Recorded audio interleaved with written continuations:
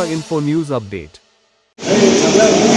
ত্রিপুরায় গণতন্ত্র বলে কিছু নেই, এটা আবারও প্রমাণিত হয়েছে। আজকে ধর্মঘটের পর ধর্মঘটে অংশগ্রহণ করেছিলেন, ধর্মঘটের দিন গণতান্ত্রিক অধিকার প্রয়োগ করে রাস্তায় মিছিল করেছিলেন ধর্মঘটের সমর্থনে।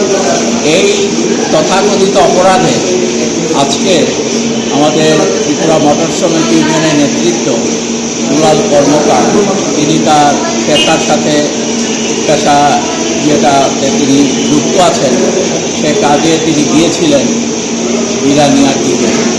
সেই সময়ে বিজেপি আশ্রিত দুষ্কৃতিকারীরা দুলাল কর্মকারকে প্রচণ্ডভাবে মারধর করে।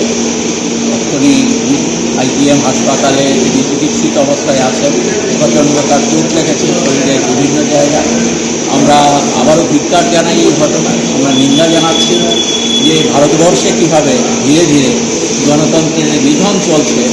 এই ঘটনা আমরা ধর্মঘটের দিনও দেখেছি, আজকে আমরা লক্ষ্য করছি যে এই নিধন যজ্ঞের সাথে যারা যুক্ত তারা বিভিন্নভাবে আমাদের ত্রিপুরা রাজ্যে একটা অস্থির অরাজক পরিবেশ তৈরি করছে।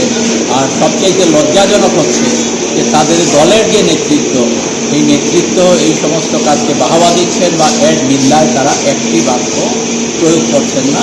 আমরা এখনও বিজেপির নেতৃত্বের কাছে এই কথাটা বলবো যে আপনারা আপনাদের এই যে সন্ত্রাসী বাহিনী, এই সন্ত্রাসী বাহিনীকে নিয়ন্ত্রণ করুন, না হলে আগামী দিনে জনগণের প্রতিরোধের তারা সম্মুখীন। Subscribe to Tripura Info and press the bell icon so that you never miss any latest updates and news on Tripura.